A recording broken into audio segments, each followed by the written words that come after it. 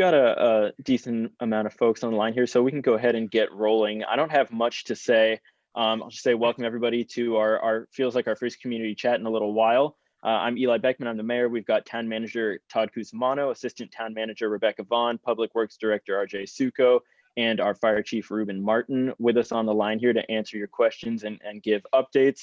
I don't have too much to say. I just want to reiterate to folks, I think everybody knows that we are now back in a much more restrictive situation with regards to COVID.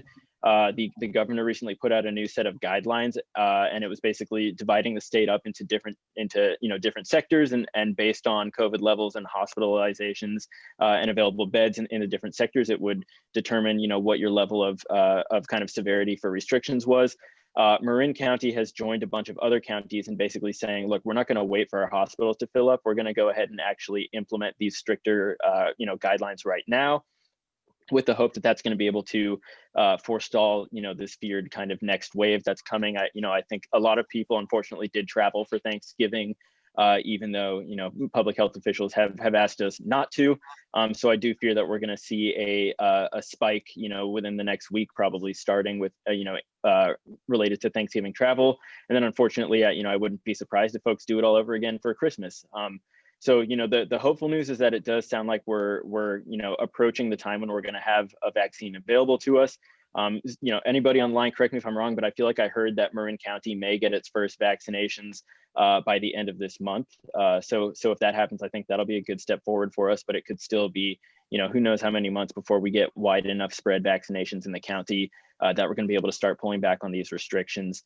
So with that said, it's the same tune that we've been singing this whole pandemic, but I think it's even more serious now that we're on the precipice of this next wave and that we're re-entering this lockdown. Really couldn't come at a worse time for local businesses. It's the holiday season, the weather's turning, so folks are going to be less inclined to eat outdoors. And now, now we've got indoor dining shut down all over again. So it's really it's tough. It's tough timing for our residents. It's tough timing for our families, tough timing for our businesses. I just wanted to give a quick shout out to Todd and the staff for bringing us at our last council meeting what I thought was a fantastic program, essentially stimulus at the local level, right? And what the council did is we authorized $100,000 in gift cards to local businesses to be purchased. And then town staff is going to go ahead and kind of distribute those to the community as they see fit. And it's basically just helping to reinvest our sales tax money in the same businesses that drive our sales tax revenue here in Corte Madera. I see now that we are also joined by Mike Moriarty, our code enforcement officer. I am going to turn it over to any of the staff online who want to give any kind of updates to folks before we open it up for questions from the public. Yeah, I'll just add to that, boss, that it is for our businesses. We talked about at the last meeting, and you said it's the next 5 to 6 weeks are really critical. It's for a lot of our small businesses, 25 employees or less.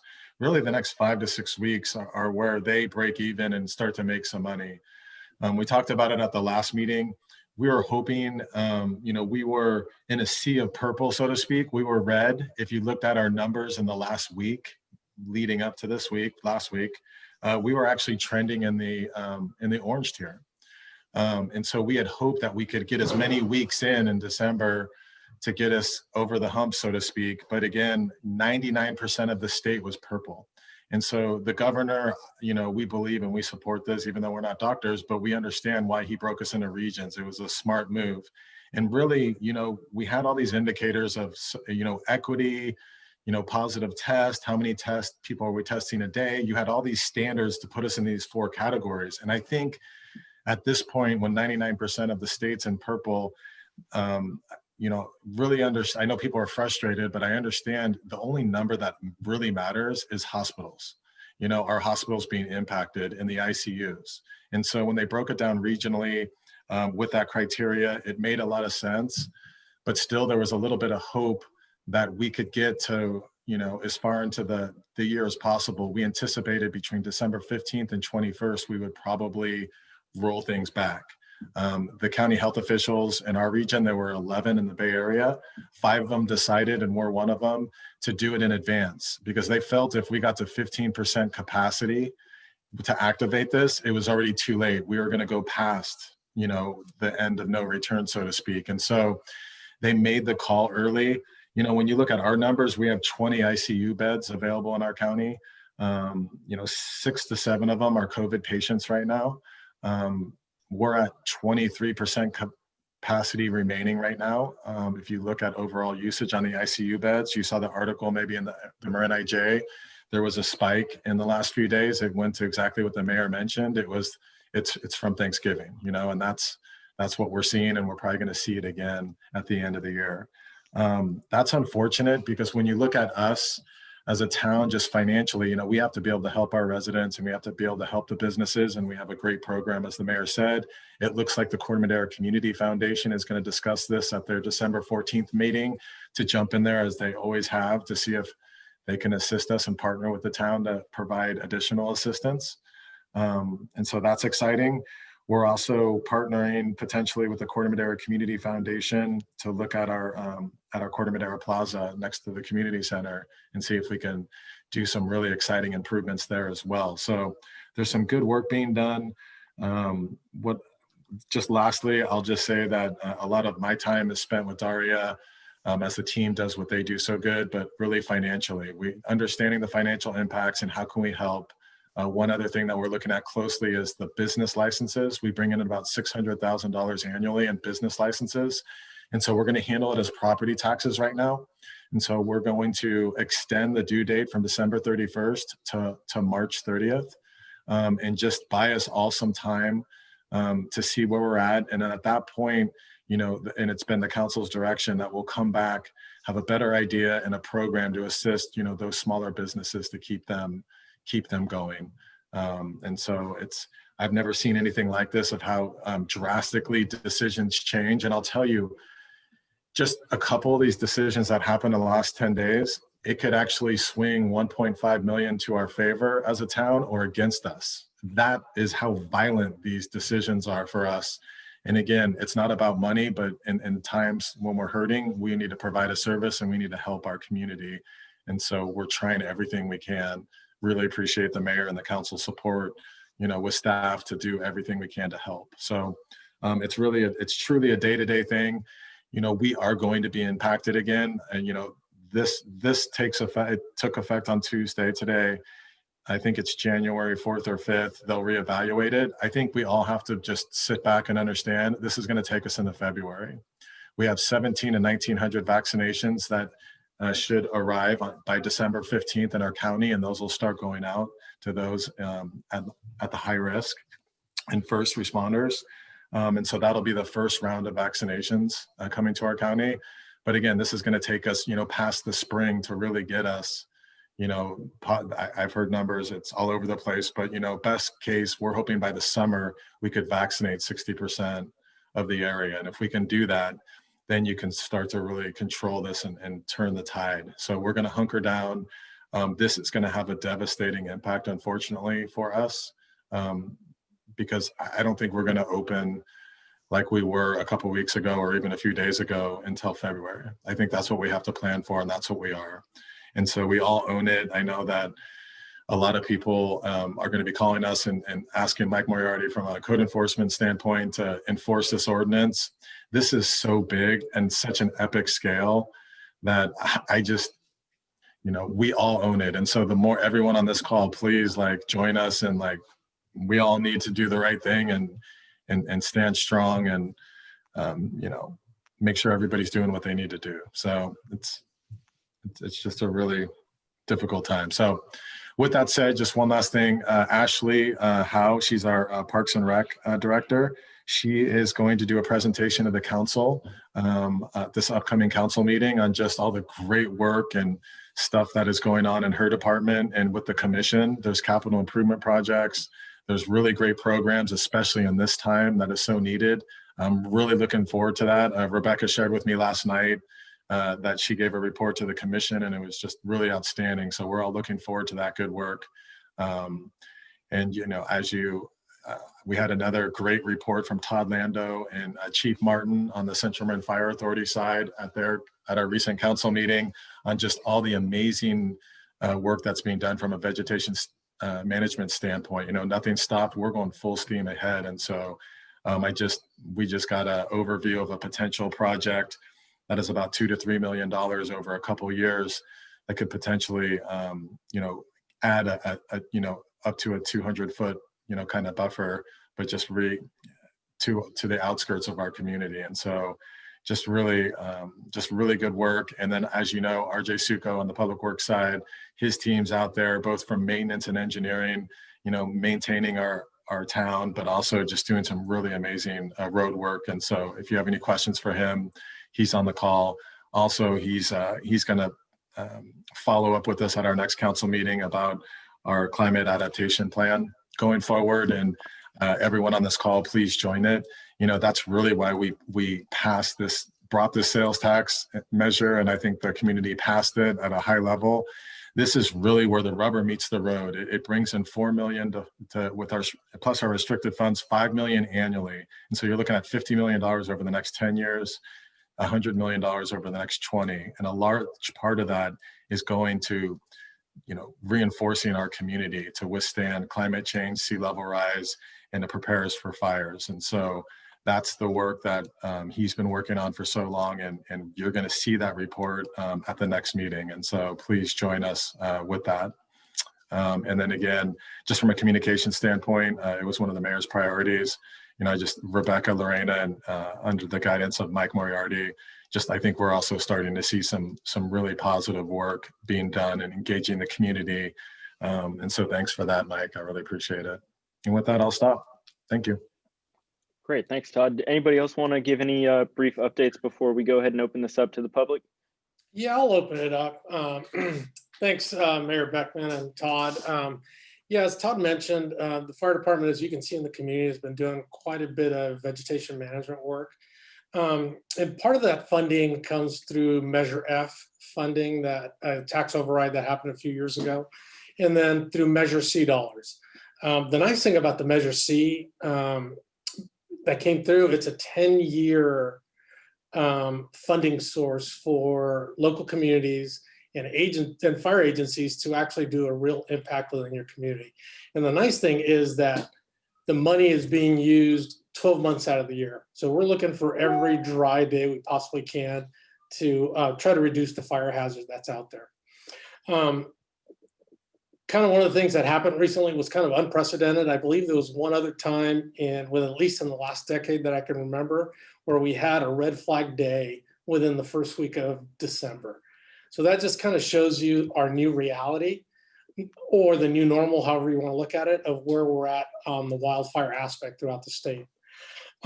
With that said, we're moving into the winter months, and I just kind of want to remind everyone, especially right now during the Christmas holiday season, everybody's going through some COVID fatigue. We're all trying to look for a little jeer and cheer in our life. So what we're doing is we may get a little crazy with our Christmas lights and around the Christmas tree. So I just want to remind everybody about safety. When don't overstress your electrical outlets when putting the Christmas tree lights on. You don't want to be the Griswolds. You don't want to be the ones that accidentally set your home on fire. The other thing is to run your live Christmas trees. Make sure they're watered, and make sure that all the lighting that you're putting on it, make sure you test it.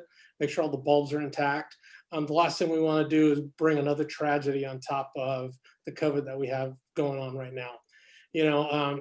As Todd mentioned, the vaccine's just right around the corner. I think we can see the light at the end of the tunnel, and I don't think it's the train coming. It's, I think, the actual exit where we're going to get out of this. We just need to be a little bit patient. And here as staff, we're here to help you. So if you guys have any questions or anything that you need, don't hesitate to reach out to us. Thank you, Ruben. Great advice there. Anybody else want to say anything before we go ahead and open this up to the public for questions? Yeah, RJ. Yeah, I'll just give a quick couple-minute update. So, we had a busy summer construction season, and we're trying to tie a nice bow on everything, and just about most of our projects are done, except for maybe one of our sewer projects. But so far I've heard, good remarks about, Redwood Highway Path, Skunk Hollow, our slurry seal, even though we had to defer part of that. And so now we're kind of in this phase where, we've got a couple other planning efforts. You mentioned the climate adaptation plan. We're kind of pushing forward with this phase of the town hall addition and looking at the green and sustainable features. And then we're also kind of set up our work plan for 2021. and also which involves a number of kind of bigger master plan efforts on our sewer master plan side. We've got a storm drain master plan that is going to look at these potential more severe vulnerabilities due to this changes in climate, whether it be more intense rainfall and other things. So we're kind of really using this change in climate to reassess our whole system. And then also, just looking forward to next year and what those projects bring. So plenty to look forward to. We've got some safe routes, sidewalk widening on Paradise Drive opposite of Nugget Market, and some nice paving jobs and some LED conversions coming up here soon. So just a few to name off the list right now. Awesome. Thank you, RJ. Mike, Rebecca, anything from you guys? If not, we can go ahead and open this up. I almost fell off my ladder putting my Christmas tree lights up. I was almost statistic. I almost went down. I'm surprised you need a ladder putting your Christmas tree lights up. You're like 6'6". My 6-year-old's like, get the top story. You got to go to both levels. I'm like 22 feet up. Anyway. That's great. Mike, it looks like you unmuted. Did you want to say something? Well, I was just going to say briefly that the Home Key working group, they're going to meet on the 16th.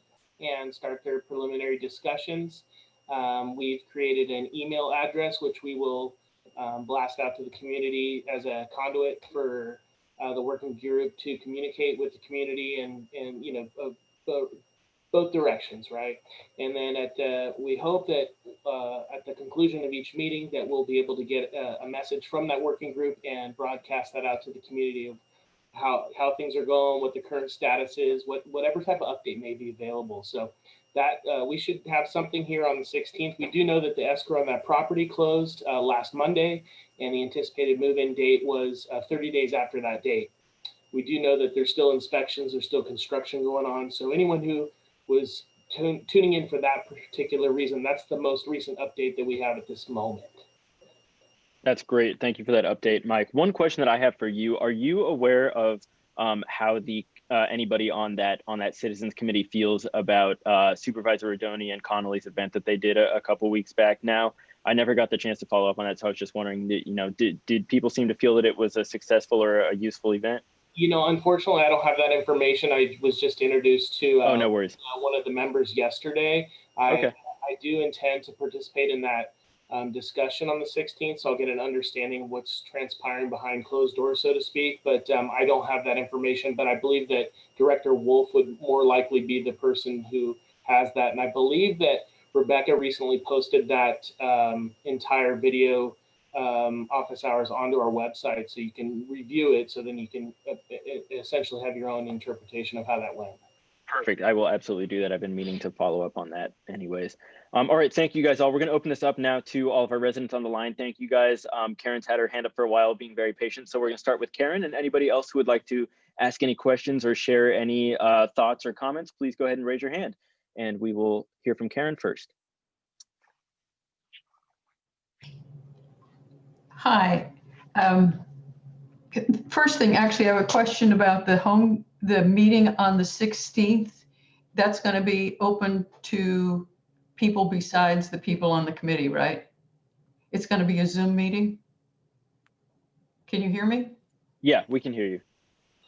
I can hear you. It's my understanding it's a closed meeting, but Rebecca, maybe you could shed some light. But it's an internal meeting. The preliminary participants in that working group to discuss the process and what's going to transpire over the next several months and beyond. Todd, do you know more about that? So the group, and because there's a lot of work that needs to be done, and so Karen, one of the things, and they still have to decide a few mechanisms to how we engage the community and report out to the community, get feedback from the community, and that would probably be on a monthly basis. This group is going to probably meet every 7 to 10 days. And again, it's with the key stakeholders, our core group of 4 residents, staff, and the county. Andrew Henning is going to actually facilitate the conversation, which perfect timing, Adam, which is going to be really good for this group. And then what we'll do is we'll report out and have a meeting with the community on a as needed basis. But I see it to get started at least like every 30 days to report out our work, our decision making, any problem solving that we're doing, and to get your feedback. So I'm a chair of a committee, the Sales Tax Oversight Committee, and it's always open to the public when we meet. So this committee isn't going to function that way? No, they will work as a working group, and they'll do work, you know, together to problem solve issues. But then again, to figure out, you know, to keep that ongoing communication. It's not a Brown Act committee, and it's Okay. done purposely, Karen, you know, as you know, to problem solve. If you get past a certain group of people, we're not going to get anything accomplished. But it's definitely important from a transparency standpoint to engage, to report out what we're doing, to get feedback. We're going to have plenty of time to do it. I think that mechanism is one piece that we wanted to, it's one of the first agenda items for the group of how do we best do that. And you will have, we'll have a council member also attached to that group. And so we'll make sure, you know, we know that's important. And so you'll definitely have a forum to engage the entire working group on a routine basis. I just want to watch them work. Okay. And these will be, I believe, will they, Adam, will these be recorded at all or no? Our working group meetings? We haven't decided yet on that, what to do about that. I don't know if Mike has commented on this yet, but we are, for example, in the process of setting up an email account. Actually, we have set up an email account, homekey@tcmmail.org, which is a forum for communication, both two-way communication to the working group residents who have been selected from the town, as well as staff and so on. And so that's one way. Again, the report outs. I'm not sorry for coming in late to the conversation, but I'm happy to fill in if there's further information I can provide on that. Well, that answers basically my question. Completely unrelated, I watched the Board of Supervisors meeting this morning. The report is that Marin right now, as of this morning, first place, there's 29 ICU beds that we have available in our hospitals. There's actually 39 beds, but they don't have staff for 39. So the number that they're working against is 29. And of those this morning, when they were doing the meeting, 25 are used. So we're at 86% full, which means 14% available. So we're below the state of California threshold, we here in Marin. So that's where we are. And so Marin is thoroughly experiencing being part of the surge. Thank you for letting us know, Karen. Sure. Was there anything else you wanted to share or ask us? No, that's it. Okay, thank you very much. If you think of anything else, we are here. Don't have any other hands up now from our folks on the line right now. Don't be shy, guys. If you have any questions or comments that you want to share, we're all here for you. We can wrap this thing up early if you know it turns out that nobody has much to talk about or to ask. But you know, we set aside this time. We're happy to be here for you guys, and we want to be responsive to any questions or comments that you might have.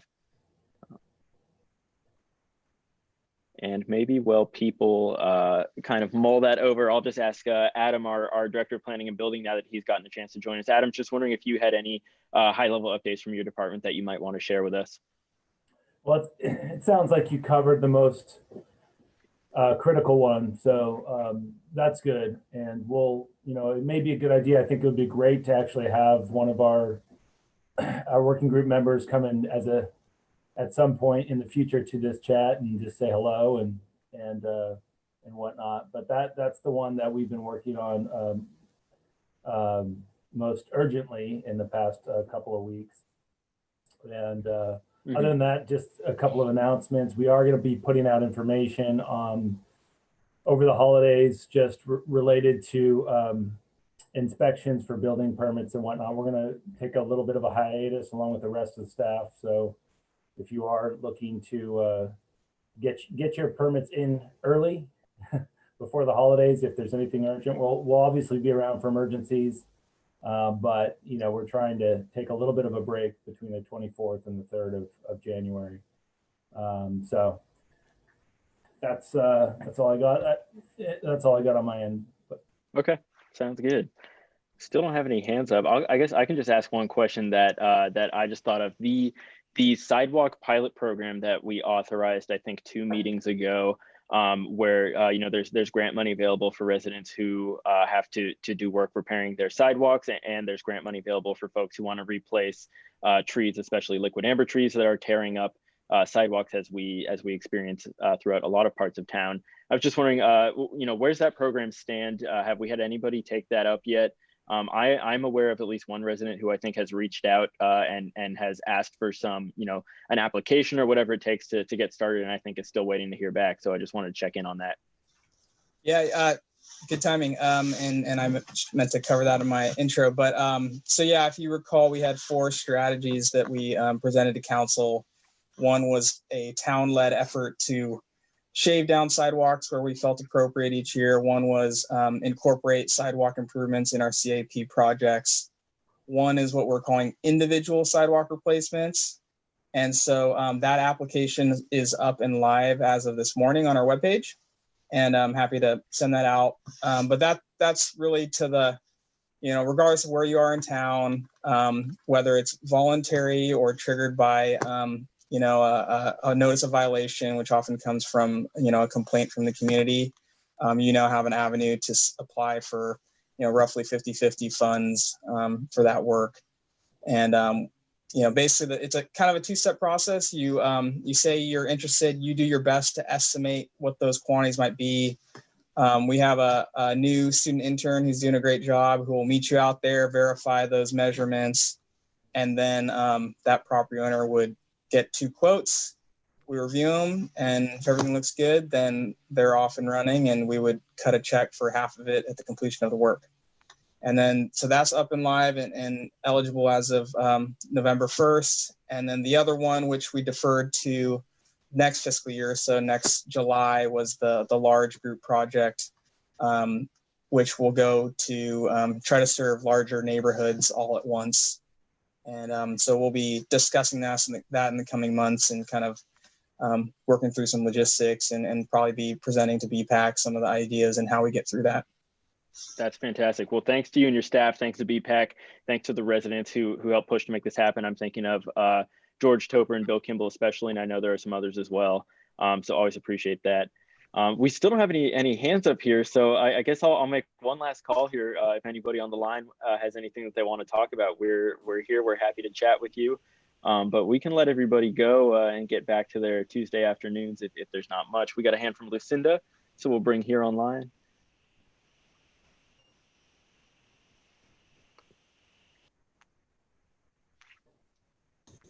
Well, first of all, I apologize because I forgot about this afternoon until all of a sudden it hit me. So I just joined. I was like, where's Lucinda? She never misses the community chat.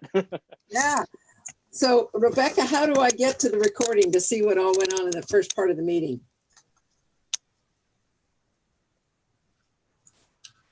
Sorry, the recording for this particular meeting? Yes, please. I can send you the direct link to listen to it and view it after the meeting ends. It ends up as a cloud recording on our Zoom account, which is sent to the Community Media Center of Marin and then posted on our town website under Watch Archive Meetings. That usually takes at least 2 days, but if you wanted to watch it immediately, I can send you the direct link. Well, yours is going to be the most direct, so thank you very much. I appreciate it. So. And they also end up on YouTube, right, Rebecca? Correct. That just takes about 2 days. Okay, cool. It goes to Community Media Center of Marin, and then they do their editing and processing. And oh, got it. Okay. For us. So now I guess my next question is, will there be a town chat on the 4th meeting, 4th Tuesday, and that's the 22nd? I'm open to it. I don't know what everybody else's schedule is. But I suppose, you know, maybe we, regardless of what the decision is, you'll certainly hear about it one way or another. That I can promise you. So, okay. Yeah. Well, we'll certainly make sure that we publicize via our normal channels, whether we're having one or not. Yeah, Mike, did you want to jump in? I just thought I'd close just thinking back a couple months ago, we talked about catalytic converter thefts, and CMPA recently has done some really good work on that. I don't know if you've known that or heard that they did make an arrest, and they do share information throughout the community, other local law enforcement agencies, and there's a task force and a group of investigators that have identified groups of individuals that are doing this, and they did recently make some progress on that, and I was really pleased to see that. So I thought I'd at least share that with some of the members here that, you know, the police department doesn't often get those type of kudos of doing good quality work while we're, you know, enjoying the luxuries of sleeping in bed. They're out working at night, and so I thought I'd give them the kudos for that good quality work. And so That's awesome. Thanks for letting us know, Mike, and big thanks, of course, to CMPA for their work. I think we can all sleep a little easier knowing that they've made an arrest. That's always reassuring to hear. That's great. I actually, you know, that reminds me, there's a couple of residents that I've been hearing from recently who have kind of this perception that that crime is either a large issue or is becoming more of an issue in Corte Madera. I monitor the weekly police reports that we receive every week from CMPA pretty closely. I haven't gotten that impression. I've asked, you know, other residents in town, and it doesn't seem to be too widespread. But I was just curious if any of you guys had heard anything that I might have missed. But I've been talking with these residents and you know, sharing the data with them and whatnot. Yeah, I from a personal standpoint, I review a lot of the logs that come from the police department, and I don't know if you know that, you know, I started at Twin Cities in '96 through 2004, and I see what's, you know, evolved over the time, and I can honestly say I don't see a real significant increase in crime. I think what we're seeing though is that, like anything with like COVID, we're seeing a lot of, you know, we're home, so we're real hypersensitive to what's going on around us. I mean, complaints on dogs off the leash are up, you know, complaints of leaf blowers are up, but we're receiving complaints and just minuscule things, but, you know, people are just real hypersensitive what's going on around them. And that's not a bad thing, but I think we're just real observant at this time in our life, this period in our lives. So I don't have the statistics to support that, but I'm not aware of any major crime trends. That's a great point. Thanks, Mike. Just want to say welcome to Ashley Howe, our Parks and Rec director, who has joined us. Hey, Ashley. Lucinda, did we cover everything that you wanted to talk about?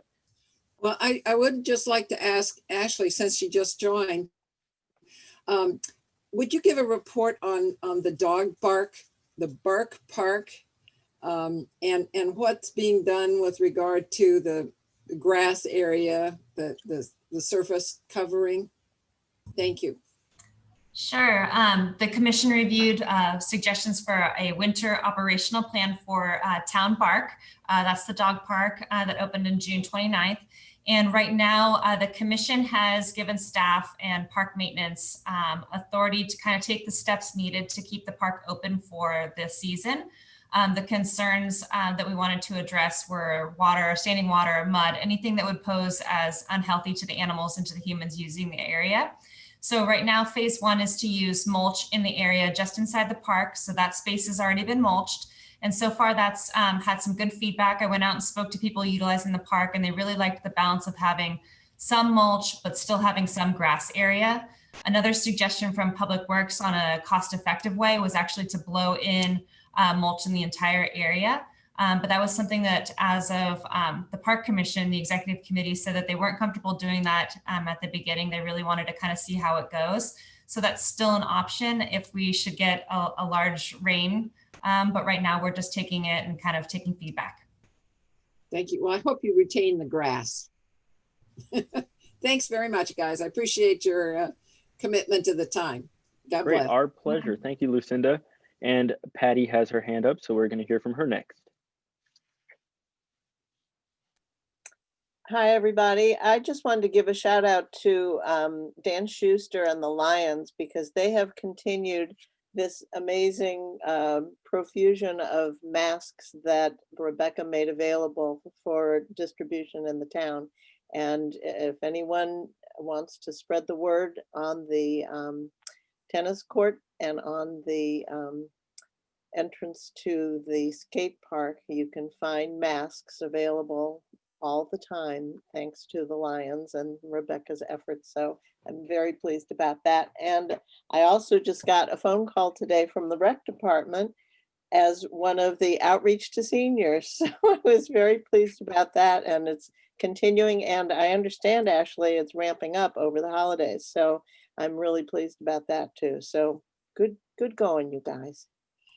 I'm glad you enjoyed your phone call today. Yes, our list that we began with COVID was over 400 calls that we would make, and self-selected people, the list went down to about 70. But for the holiday season, we're calling the full list again this week and next week just to make contact, say wish that everyone a happy holidays from Parks and Rec, give the option to rejoin the list, but really just wanting to say hello to our friends and tell everybody that we miss them and can't wait to have them back when it's safe to do so.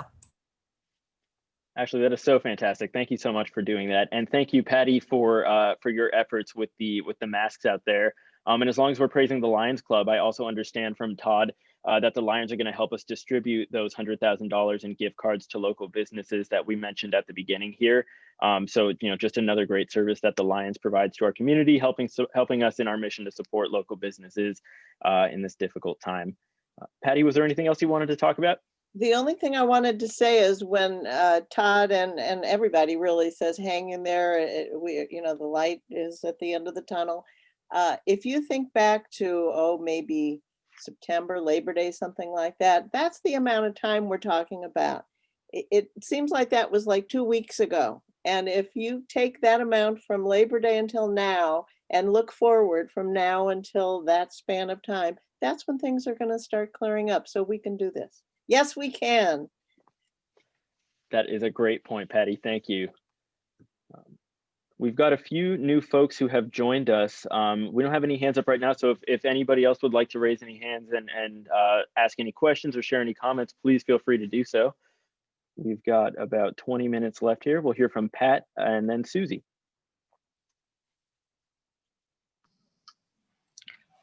Hi there. I just had a moment to check in before I go swimming all the way at Drake High School in Fairfax.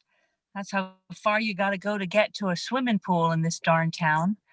But I'm so excited about some things happening on Parks and Rec. Hey, Pat, I just lost your audio. Not sure if other folks. Okay, looks like we're getting some nods here. So Pat, I don't think we can hear you right now. I'm going to go ahead and take you off here and then bring you back on and see if that solves our problem. So bring you back on now. All right, Pat, if you can hear us, please try talking. Not sure what just happened. We just lost you. It sounded like, oh. Can you hear me? Yes, there you are. You can. Okay, so maybe there's something wrong with my phone. I don't know. I just wanted to let you know that if all goes as anticipated, Corte Madera will have what will feel like a new living room made up of restoration hardwares, beautiful outdoor furnishings, and some nice roller shades to protect from the sun and awnings.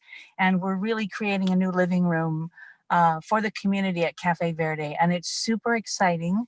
We have some new people on Parks and Rec who are doing just a bang up job. We're doing really good work here, and you guys are too. And so lots of good things happening in Corte Madera. Wanted to tell you to watch. Hopefully maybe in the spring we'll have a new living room for the community. Very exciting, Pat. Thank you to the Parks and Rec Commission for all their great work, and to the staff as well. We're going to go to Susie next, and then Phyllis. I'm sort of just laughing at myself. I only came on to say hello because I just came online and I miss you all, and I don't know what happened at the I don't know what. Well, we're very happy to hear from you. Hope you had a great Thanksgiving. Do you guys record these meetings? Yes. Oh, good. So I'll come back and see you. Anyway, hi, everybody. I'll listen. Perfect. I'll listen for the next few minutes. Perfect. Okay. And we heard from Rebecca that this should be available online in about 2 days. And Rebecca can, sounds like, send you a link directly if you'd like. Oh, cool. I miss you all. I'm looking forward to something around the corner here. Yes, we miss you too. Can't wait until things are back to normal here. Every one of you. Okay. Bye. All right. Thank you, Susie. Happy holidays. Bye. And we will get Phyllis on here next.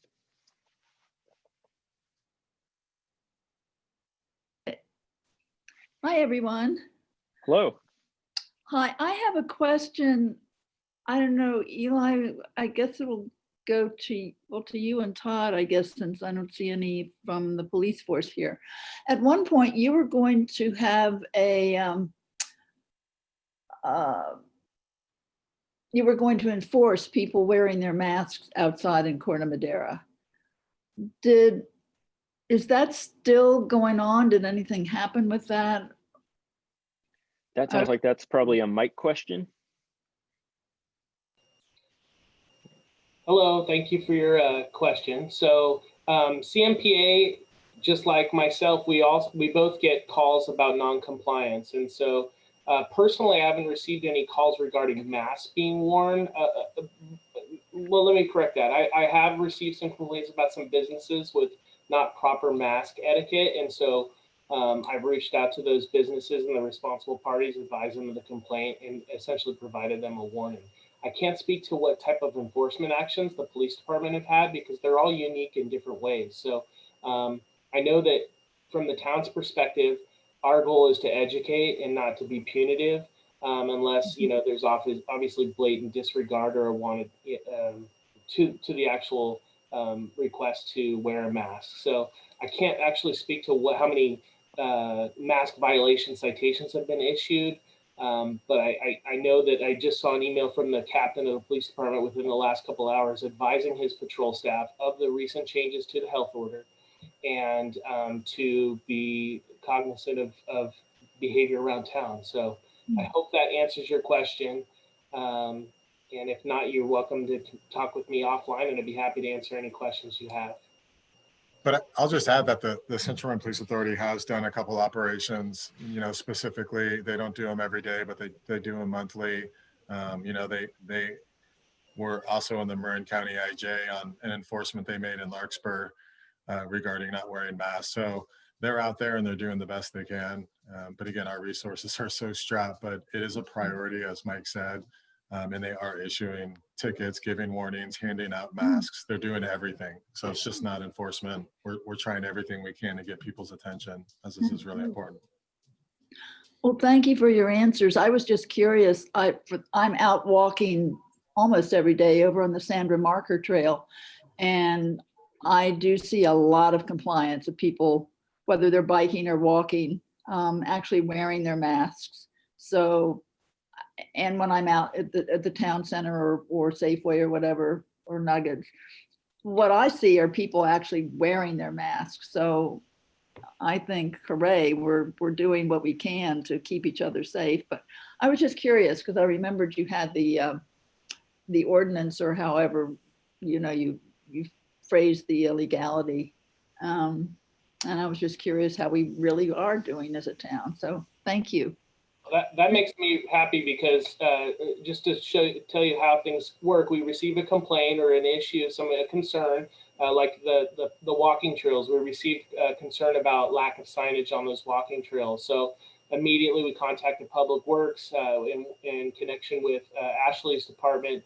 We created signs and we erected signs immediately, and it makes me happy to see that our extra effort is working and you're seeing positive impact of our efforts. On the Sandra Marker Trail, you put up a sign? Well, we put signs up along the pathway, the walking path, primarily from Larkspur to Corte Madera and all the adjacent walking paths.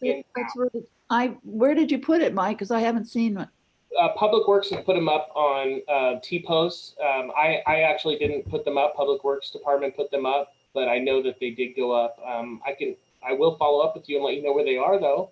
Yeah, I was curious because I walk there almost every day. Okay. So I don't know if they're not there or if they're just part of the scenery and, they're not registering. We're all becoming so accustomed to seeing these cautionary signs. Hopefully they're just, you're not seeing them, but I'll be happy to follow up with you offline. Thank you. Appreciate it. Great. Well, thank you, Mike. Thank you, Phyllis. Glad to hear that you're seeing compliance out there, because like we said, this is exactly what we're going to need if we're hoping to get out of this, this enhanced restriction anytime soon. It's this, and it's people not traveling. Please, please, please don't travel for the holidays. you know, it's ultimately up to everybody's personal decision, right? Whether COVID remains a really big deal and whether we remain under these restrictions or whether we take the tough collective action that's necessary in order to get out from under this thing. These are, you know, and it really does come down to the personal decisions that all of us make. So I think your story there, Phyllis, really kind of highlights that. We do not have any other hands up right now, so I'll give one more moment for folks to raise hands if they want to, but otherwise we may all get out of here a few minutes early. I know all of our staff are really busy with the holidays approaching, so I'm mindful of your guys' time as well. We've got one more hand up here from Susie, so let's bring her back on, and she may be our last comment of the day. What is the phone number for the non-compliance? Again, Mike, you had one at one time, and there I have twice seen people playing volleyball at Cove Park, and I can't. You need to unmute. Sorry. So we have an email address that you can send an email, or you can call me directly, or CMPA will also respond. So. It's SIP violation, I believe, or shelter in place violation or violations. Either one of them will go to me at tcmmail.org.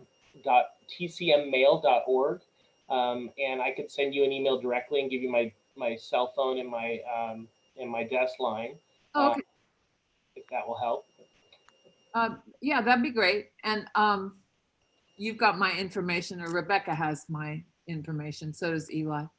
And well, I had one other question just that popped into my head. Would it be considered out of SIP for us in Corte Madera to say drive down to Blackie's pasture to use that bike path down there? Just go there, do the walk, and come back. Is that within the realm of our scope of legality, or is it slightly out, or what? Do you know, or what do you? I mean, I know what I think is fine, but what do you Is there a rule there? If you're asking me, I believe that if you're using social distancing, wearing a mask, and outdoor exercise is perfectly acceptable. Okay. Ruben, do you agree that that's consistent with the health order and anything you're hearing as well? Yeah, I agree. I think what they're trying to avoid is you driving to a different county to use their open space facilities. Like, for example, say if you wanted to drive to Annandale Park in Sonoma County. I think that's what they're trying to avoid. But going over to Blackie's pasture, I think stays within the intent of the order. Thanks, guys. Guess Alrighty. early. Thank you. Nice to see you. Thank you, Susie. And we've got one last hand up here from Lucinda, and since we do have some time left, I'm going to bring her back on. Mike, I would like to ask you a question. Do you cover enforcement for Larkspur as well, or is that just Corte Madera? I'm fortunate enough to just serve Corte Madera at the moment. Okay. And it's challenging. We actually are in the process of engaging more help. We have interview panels set up for the 16th, so we are going to be employing additional code enforcement support. It's definitely a unique position. It's a niche in the market for employment. I can imagine.